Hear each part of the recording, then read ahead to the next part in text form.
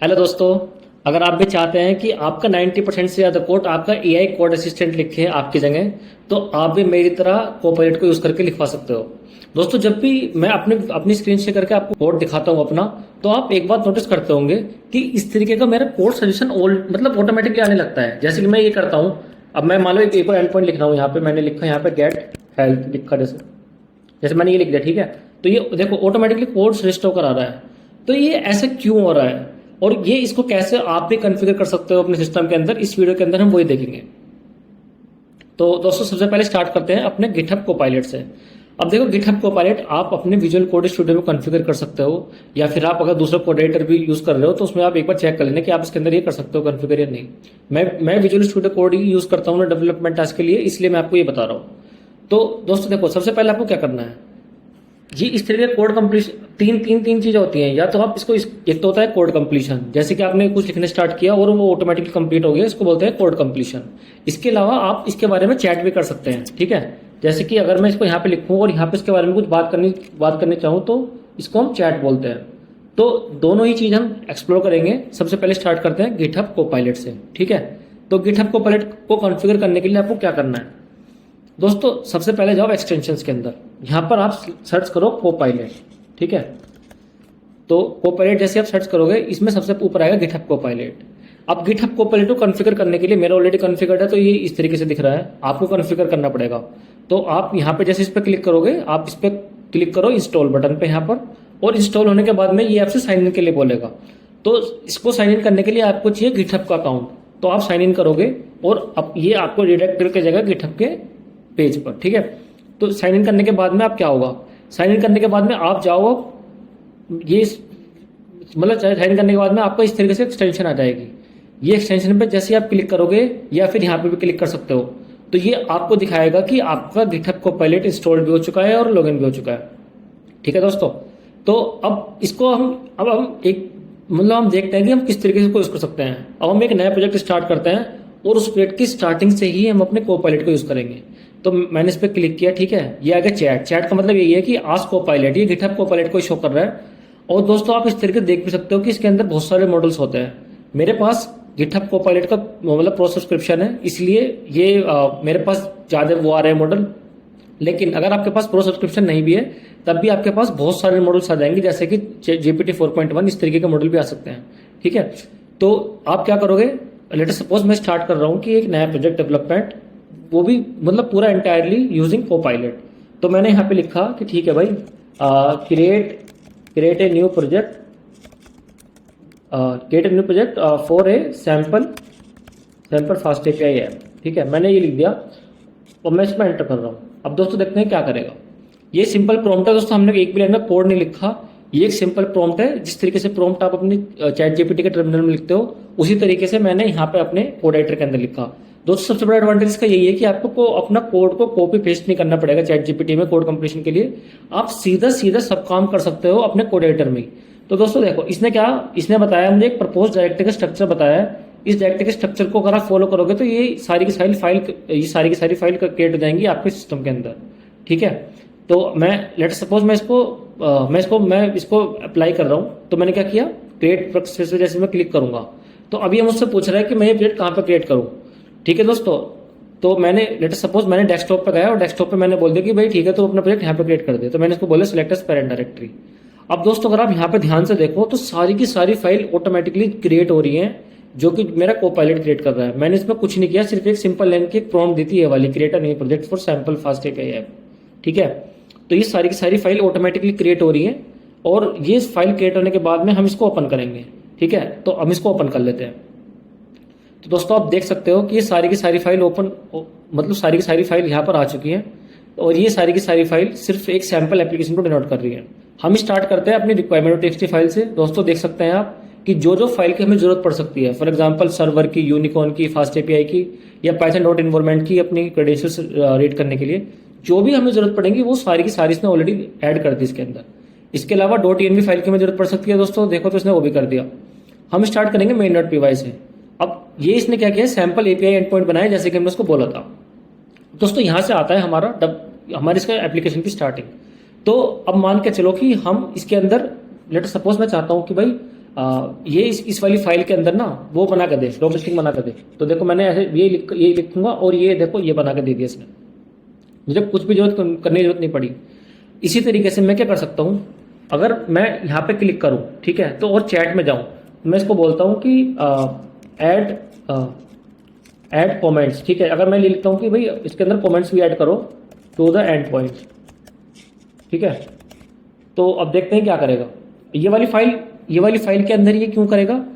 क्योंकि दोस्तों मतलब मैंने स्पेशली इस वाली फाइल को ऐसे कॉन्टेक्स्ट में पास की है। यहाँ पे आप देख सकते हो main.py फाइल करंट फाइल है, तो और इस वाली फाइल को हम कॉन्टेक्स्ट की तरह यूज कर सकते हैं। दोस्तों हम इसके अंदर एक से ज्यादा फाइल भी भेज सकते हैं ऐड कॉन्टेक्स्ट पे क्लिक करके, लेकिन अभी हम यहाँ से स्टार्ट करते हैं।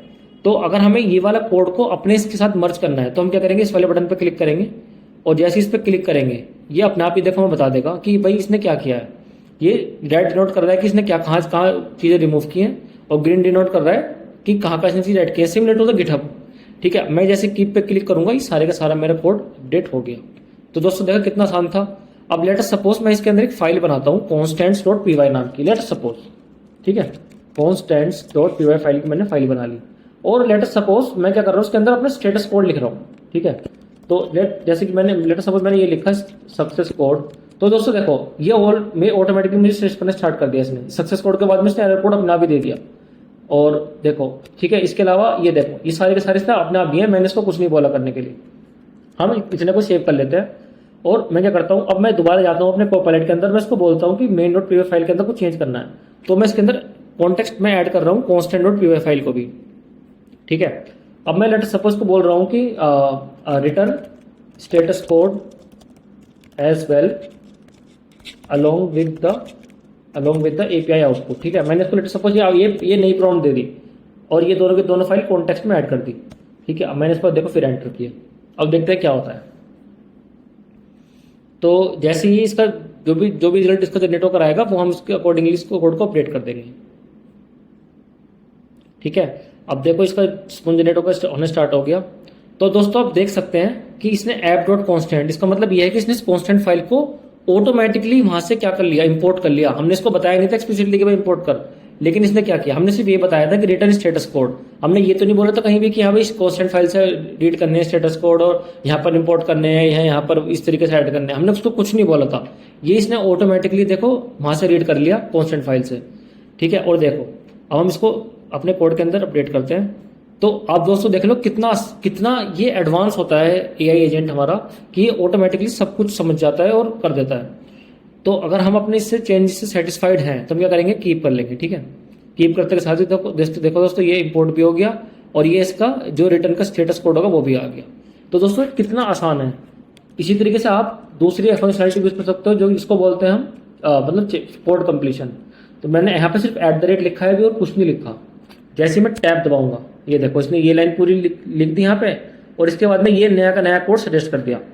और दोस्तों देखो क्योंकि हमने पिछले वाले एंड पॉइंट में स्टेटस कोड को रिटर्न किया था तो अकॉर्डिंगली इसने ऑटोमेटिकली अब के बाद ये ऐड करके भेजा, ठीक है। इसके साथ साथ में इसने कमेंट्स भी भेजी। तो दोस्तों ये कितना इंटेलिजेंट होता है आप देख ही पा रहे हो। अब हम क्या करेंगे, अब हम दूसरा एआई कोड असिस्टेंट को इंटीग्रेट करेंगे अपने कोड एडिटर के अंदर और उसको भी इसी तरीके से यूज करेंगे। तो दोस्तों दूसरा है हमारा कंटिन्यू, ठीक है। कंटिन्यू पे गए, यहाँ पे मतलब एक्सटेंशन में जाकर हमने कंटिन्यू सर्च किया। अब कंटिन्यू क्या है हमारा, ये है हमारा एक open source AI code assistant. अब इस कोड असिस्टेंट के अंदर आप क्या कर सकते हो, आप इसके अंदर दूसरी कंपनी के मॉडल्स को यूज कर सकते हो और इसको भी गिटहब कोऑपरेट की तरह यूज कर सकते हो। दोस्तों जो हमारा ये open source AI code assistant होता है ये यूज करने के साथ साथ में कॉन्फ़िगर करना भी बहुत ईजी है। आप एक्सटेंशन में जाके जैसे आप कंटिन्यू सर्च करोगे तो ये आ जाएगा। अब मैंने ये ऑलरेडी इंस्टॉल किया हुआ है तो मेरा इस तरीके से इसलिए आ रहा है, अदरवाइज आपको यहाँ पे पहले इंस्टॉल करना पड़ेगा, इसको लॉगिन करना पड़ेगा। अब नेक्स्ट स्टेप क्या होगा, नेक्स्ट स्टेप ये होगा कि इसको हम यूज कैसे करें अपने कोडिंग टास्क के लिए।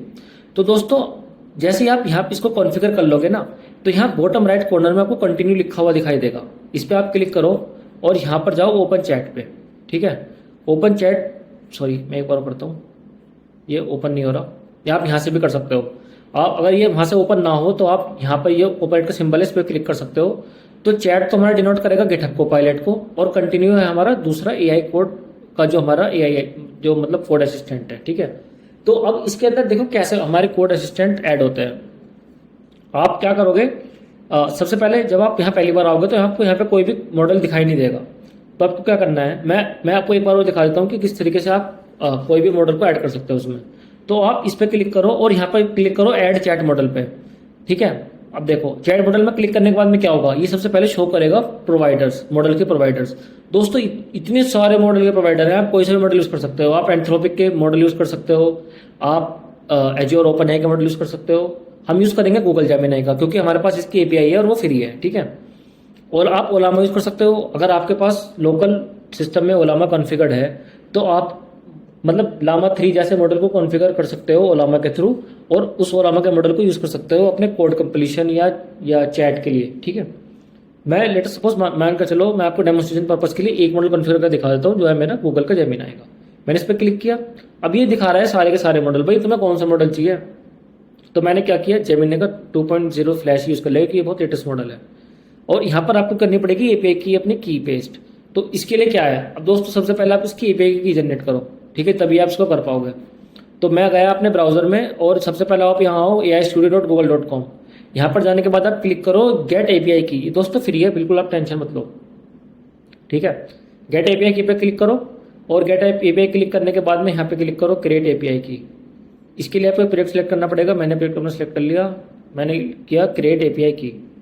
मेरी एपीआई की क्रिएट हो चुकी है, इसको कॉपी कर लेता हूँ। ठीक है, कॉपी करने के बाद मैं जाता हूँ अपने कोड एडिटर के अंदर दोबारा और एपीआई की को यहाँ पर मैं अपने पेस्ट कर देता हूँ। ठीक है, और इसके बाद में आपको क्या क्लिक करना है, कनेक्ट पे। जैसे आप कनेक्ट करोगे तो दोस्तों देखो इस तरीके से आपको मॉडल यहाँ पर आ गया है। दोस्तों मैं ऑलरेडी ये वाला मॉडल कॉन्फ़िगर कर चुका था अपने सिस्टम में, इसलिए पहले वाले आ रहे हैं। तो लेकिन अभी हमने रिसेंटली जो किया है वो ये वाला किया है। ठीक है, तो इस तरीके से आपकी नेम प्रोवाइडर मॉडल का नाम आ जाएगा और एपीआई की आ जाएगी। इसको आप सेव कर दो। ठीक है, सेव करने के बाद में क्या होगा, अब ये हमने अभी ऐड किया है ना जेमिनी फ्लैश 2, ये दिखने लगेगा इसके अंदर। ये देखो आगे नहीं आ गया।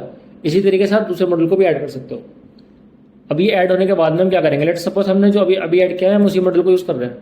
तो लेट सपोज अब हम दोस्तों देखो अलग अलग मॉडल की अलग अलग कैपेबिलिटी होती है, लेकिन एक बार हम इसकी कैपेबिलिटी को भी चेक कर लेते हैं। तो हमने क्या किया, पहले फाइल सेलेक्ट करने के लिए हम इस वाले @ सिंबल पर क्लिक करेंगे और इसे करने के बाद में क्लिक करेंगे हम फाइल्स पे। दोस्तों बहुत सारी चीज़ें हैं जो आप इसके अंदर ऐड कर सकते हो, जैसे पूरा का पूरा कोड ऐड कर सकते हो, डॉक्स ऐड कर सकते हो, टर्मिनल का आउटपुट ऐड कर सकते हो, या फिर पूरा का पूरा फोल्डर ही ऐड कर सकते हो। मैं फाइल्स पे पर्टिकुलर फाइल को ऐड कर लेता हूँ, जैसे कि मान लो मैंने main.py फाइल को ऐड कर लिया। अब दोस्तों ये मॉडल कैसे परफॉर्म करेगा, ये तो मॉडल की कैपेबिलिटी है, लेकिन इसी तरीके से कोई भी मॉडल कॉन्फ़िगर कर सकते हो अपने एआई कोड असिस्टेंट में। ठीक है, तो मैंने मेन के अंदर लिखा, मैंने लेट सपोज मैं इसके अंदर लिख रहा हूँ ऐड लोगर्स टू दिस फाइल। ठीक है, लेट सपोज मेरी सिंपल यही थी प्रॉम्प्ट और कुछ भी थी। तो देखते हैं दोस्तों इसने क्या किया। तो जैसे मैंने इसको बोला, इसने क्या किया, सबसे पहले ये वाला पैकेज देखो इंपोर्ट किया, फिर इसके बाद में इसने लोगर को इनिशिएट किया और देखो ये रहा लोगर से लोगर ऐड कर दिए। तो दोस्तों आपने देखा कि हमने जेमिनाई के मॉडल को यूज करके अपने कोड एडिटर के अंदर कोड जनरेशन का टास्क कराया, वो भी बिल्कुल फ्री में। हमने कोई ₹1 भी खर्च नहीं किया और ये बहुत फास्ट भी है। ठीक है, तो हम क्या करते हैं, इसको कोड को इसके अंदर अप्लाई करने के लिए यहाँ पे अप्लाई बटन पे क्लिक कर दो। और दोस्तों देखो ये सारे के सारे वो चेंजेस हैं जो हमारे कंटिन्यू एआई कोड एडिटर ने, मतलब कोड का जो हमारा एजेंट है इसने बना के दिए हैं हमें, और ये बिल्कुल फ्री में बना के दिए हैं। आप इन सारे के आप देखो, जैसे आपको मान लो ये वाला चेंज एक्सेप्ट करना है तो आप यहाँ पे क्लिक करो एक्सेप्ट पे। ठीक है, ये एक्सेप्ट हो गया। ठीक है, एक्सेप्ट होने के बाद में क्या करेंगे, अब ये वाला आपको एक्सेप्ट करना है, इस पहले पे एक्सेप्ट कर दो, ये वाला करना है कर दो, या फिर आप यहाँ पर एक्सेप्ट ऑल पे एक बार में कर सकते हो, तो सारे के सारे एक बार में ऐड होगी। तो देखो दोस्तों कितना आसान हो गया अपने कोड एडिटर के अंदर आपके एआई कोड असिस्टेंट को कॉन्फ़िगर करना। और इसी तरीके से आप चैट कंप्लीशन के भी काम कर सकते हो। लेट सपोज मैंने यहाँ पे @ लिखा, तो देखो ये वर्जन वगैरह ये सारे के सारे काम ना हमारे जो मॉडल है वही करके दे रहा है हमें। तो इस तरीके से आप भी अपने जब आपको प्रोजेक्ट डेवलपमेंट की स्पीड होती है उसको फास्ट कर सकते हो इस तरीके के एआई एजेंट को यूज़ करके। दोस्तों इस प्रोजेक्ट में इतना ही। अब आप देखते हैं कि अब हम इसको और किस तरीके से एडवांस तरीके से यूज़ कर सकते हैं अपने दूसरे प्रोजेक्ट को डेवलपमेंट करने के लिए।